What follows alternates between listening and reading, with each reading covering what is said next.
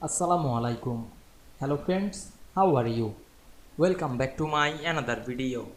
In this video, I am going to show you how to insert different shapes text box in PowerPoint.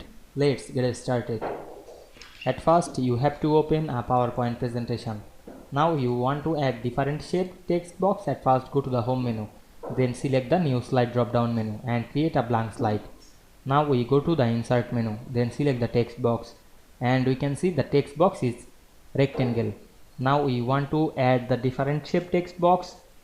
Firstly delete this text box, then go to the insert menu and select the shapes drop down menu. At first we make a triangle, then draw the triangle, then click right button and select edit text option and write or paste anything. Now I am paste any text. Then again enable the shape option and add another shape. Now I am select the pentagon, then draw the pentagon, click right button again and select the edit text option, then paste any text. You can increase or decrease the size, then move the text box. Again enable the shape option and now I am select the heart shape, then draw the heart shape, then click right button and select the edit text option, then write any text.